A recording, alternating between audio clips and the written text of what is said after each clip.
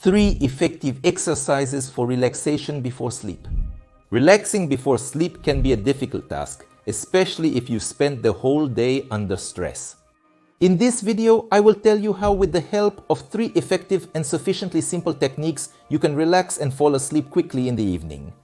Watch this video to the end and I will tell you what needs to be done in the morning and during the day so that you don't have to stress in the evening to relax. First thing we'll start with is breathing practice. There are studies that show that if we consciously slow down our breathing, it automatically slows down the core of the brain. And even on an encephalogram, we see specific changes that indicate that the brain is calming down. The simplest technique, it's called 5-5. This is when you slowly inhale on a count of 5 and then slowly exhale on a count of 5. That is, you get a breathing cycle of 10 seconds and 6 breathing cycles per minute. On average, a person breathes 8 to 18 cycles per minute. And in fact, even such a slowdown is enough for the brain to start slowing down. There is a slightly more complex but the most effective and probably considered such a widespread technique. This is 4-7-8. When you inhale on a count of 4, hold your breath on a count of 7 and slowly exhale on a count of 8. Maybe I'll show you directly how to do it, and then I'll explain additional mechanisms that allow a person to relax effectively. We put one hand on the chest, the other on the stomach, and ensure the so-called abdominal breathing on the inhale. That is, I should keep my chest as it is and puff out my stomach while inhaling. You see now, 1, 2, 3, 4, and we puffed out the stomach straight out, holding it like that. Then we hold it puffed out for 7 counts, and then on 8 counts we slightly fold our lips into a tube, like this, and we regulate the duration of the exhalation precisely by the degree of narrowing, or so to say, this is the twist through which the air comes out. Because if we exhale with an open mouth, quickly. But if through a narrowed opening it turns out like this, well, so that it lasts for 8 counts. And let's experiment together with you right now. I will count, and you can do this procedure directly with me. Let's start. Inhale, 1, 2, 3, 4. Exhale to the maximum. 1, 2, 3, 4, 5. Hold, 6, 7, and slowly exhale. 8. 1, 2, 3, 4, 5. We choose 6, 7, 8. Once again, we breathe slowly, inflating the belly on 4 counts. 1, 2, 3, 4. Hold the inflated 1, 2, 3, 4. Exhale 1, 2, 3, 4, 2, 3, 4, 5, 6, 7, 8. I think you've already felt a slightly strange sensation in your head. Well, who sometimes feels some kind of dizziness, who even has a slight dizziness. This is such an effective vegetative reaction that reduces the activity of the sympathetic nervous system. Now the mechanisms. When we just breathe slowly again, just on 5 counts, 5 inhales, 5 exhales, we inhale on 4, hold on 7 and exhale. We also slow down the breathing, and there we get practically 3 respiratory and cycle per minute, maybe 4, 7, 8, we get 19 seconds. Next, when we provide what is called abdominal breathing, that is inhaling, we puff out the stomach, we are actually massaging this area of the so-called solar plexus. And the parasympathetic system boosts the activity of the sympathetic nervous system, but it is the one that activates us. In fact, we start to calm down. And next we do mathematical calculations, and when we calculate, we can't think logically and we experience fewer emotions. That is, we somewhat distance ourselves from any thoughts in the past, future, and so on. And 4 to 5 minutes of such slow, superficial belly breathing is enough for the nervous system to significantly calm down. And accordingly, this allows you to relax better. But there is one important note, just one. It's interesting. Let me show you this book. Here it is. See, How to Beat Insomnia. And there's a whole chapter written about relaxation techniques. By the way, the video description contains a link to purchase this book. But what do people do? They buy a book, for example, and read a chapter on techniques and breathing techniques. The person wrote to me, "Doctor, I laid down, couldn't sleep, opened the book, read the technique, started practicing it, and woke up completely." But dear friends, When you just start practicing the technique, you start to concentrate on it, something doesn't work out for you, you start to think, oh, everything is not right. That is, this in itself can excite and irritate you, and accordingly reduce the result from the very breathing technique. Therefore, it cannot be used before sleep at first, it needs to be practiced during the day. And it is usually recommended to do it 4 to 5 times a day, spread out throughout the day. And somewhere after about 50 repetitions of the technique, you start to do it almost automatically. And when you perform the technique automatically, the brain relaxes much more easily and better. So it turns out there are even studies where when a person sits down to do a breathing technique, they haven't even started doing anything yet. And his blood pressure is already dropping, his pulse is slowing down, in that the body is already reflexively reacting to the fact that the person is thinking about starting the technique. That is such a conditioned reflex to relaxation. And when you have practiced this technique, then you can apply it before sleep in order to relax. If you wake up in the middle of the night and need to calm down to fall back asleep, apply the technique right then and there. But once again, it should be brought to automatism. If you also find it difficult to relax before sleep and you don't know what to do, and you've tried some techniques but it didn't work out, give a like to this video. Secondly, it's more of a, I would say, mental technique.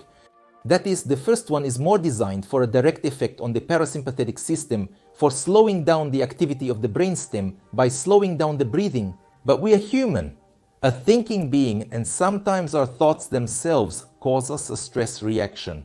And we go to bed at night, we have some unfinished business, we think, we ponder, we forecast, we worry about something. A common situation is when someone can't fall asleep because they're thinking about an upcoming exam or trip, or about some business that he hasn't finished, and he's thinking, what am I going to do with this in the future? Unfortunately, there is a saying that Osho said that we have 3 thieves that steal happiness: ingratitude for the present, unrest about the past and the future. Well, maybe he phrased it a bit differently, but the point is that we need to think less. So, Napoleon, this is a well-known story described about him. What did he do? When he went to bed, he imagined a chest with open drawers, and he would fold each of his unfinished tasks into a bundle, put it in a drawer, mentally close it and say, I'll think about this tomorrow. He would open it in the morning, take it out, and start doing something. In this way, he postponed the resolution of this matter to the future.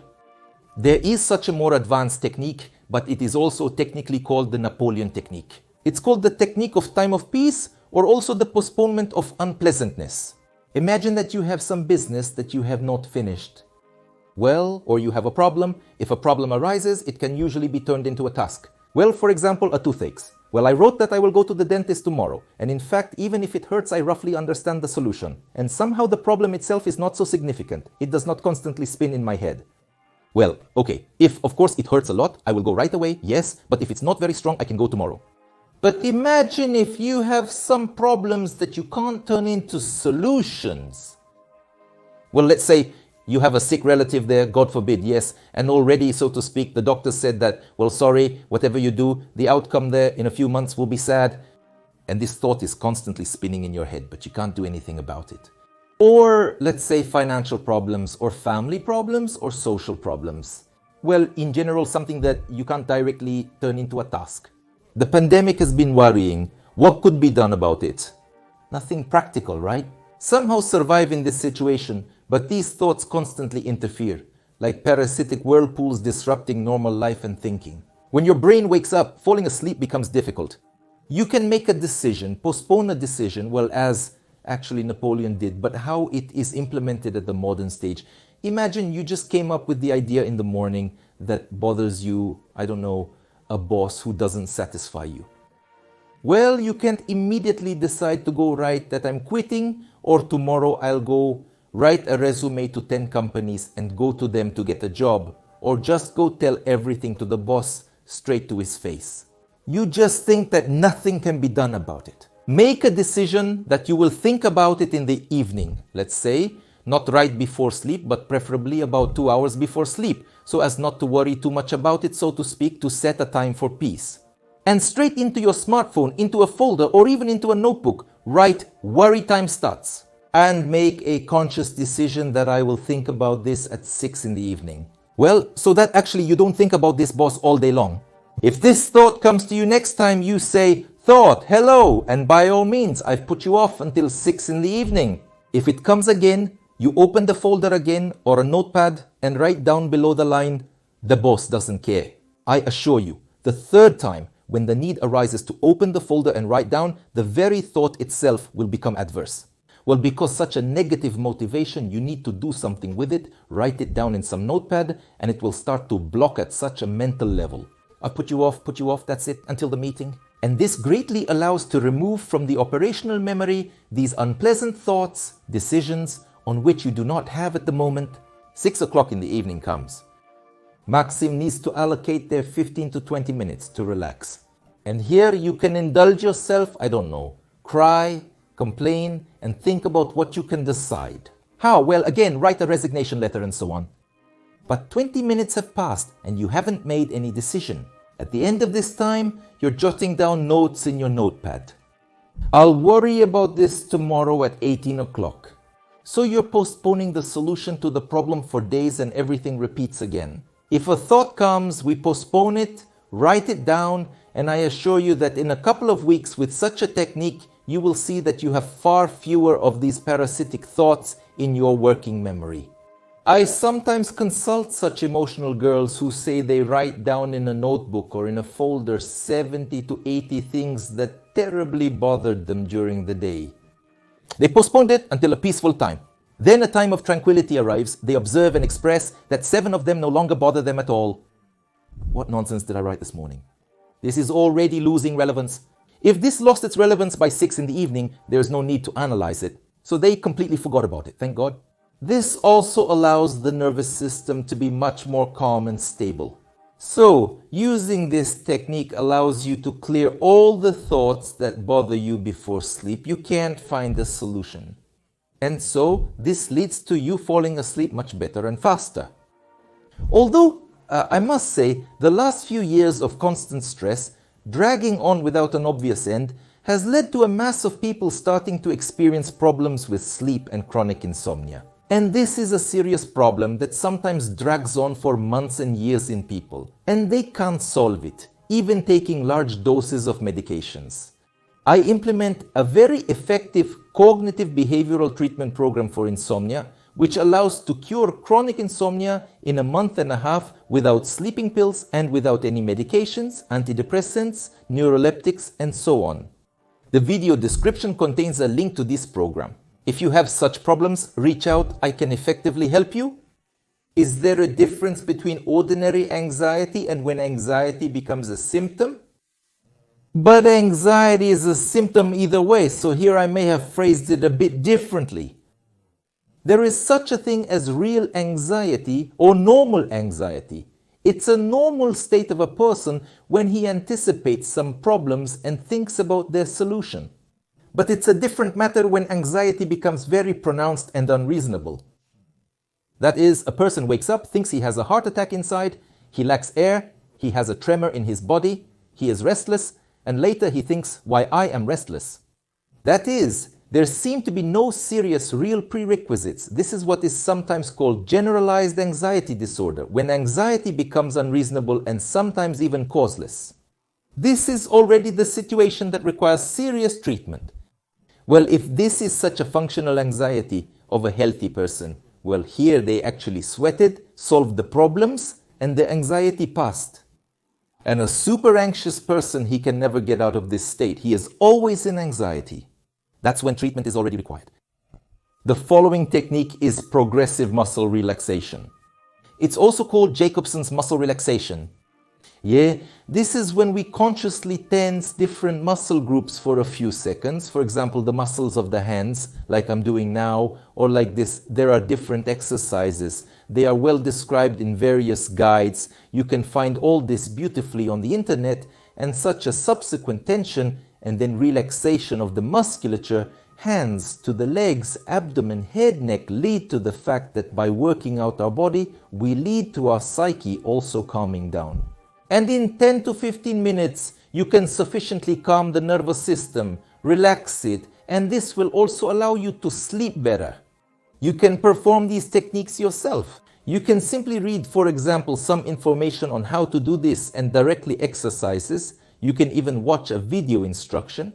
But what's even easier is when you turn on some video or say an audio file and a psychotherapist, a psychologist tells you how to perform this technique sequentially, let's say for all muscle groups. And 10 to 15 minutes of such a program also allows a person to relax well. The only thing I also want to remark is that this should be done not when you've already laid down, haven't fallen asleep and you're suffering from insomnia. And this needs to be made a ritual before going to sleep. That is, when you take a bath in an appropriate way, some evening snack and such a procedure of progressive muscle relaxation should be done before going to sleep. And then, when you've already relaxed, you go to bed and sleep peacefully. And what helps you relax best before sleep? Please share in the comments. Maybe we can discuss some of your effective techniques. And as promised, I'll tell you what needs to be done in the morning or during the day so that you don't have to strain later, trying to relax in the evening. There's a good saying, take care of your honor from your youth. So, to sleep well, you need to start thinking about it from the morning. In general, to have a good day, you need to sleep well. And to sleep well, you need to have a good day. What came first, the chicken or the egg? First, it's regular intensive aerobic exercise, or just fast walking or running, swimming, and so on. If we're talking about moderate exercise like walking, it's about an hour a day. If we're talking about high intensity exercise, it's half an hour a day. And preferably, these workouts or activities should be at least 4 times a week. Next, at least 8 hours before sleep, remove all caffeine-containing products. Tea, coffee, chocolate, tonics, etc. Because even caffeine continues to act, the nervous system is unstable and therefore you sleep worse. And third, ensure the so-called information detox. We are constantly on our smartphones. We are constantly looking at social networks and in the news and so on, Telegram channels, and this irritates our system, excites it, and we sleep worse. At least an hour before sleep, and better for 2, remove the gadgets. Particularly watching the news, which usually both irritates and excites. These are some events, these are some life difficulties, and so on, and all this can interfere with sleep. Therefore, at least an hour, better 2 hours, put away your smartphone. Even if you are browsing social networks and seemingly these are some pleasant things, it will still mentally disturb you. And so-called information detox will also allow you to calm down faster and sleep better. And by applying relaxation techniques before sleep and also having a quality day, you will ensure yourself a very good and quality sleep.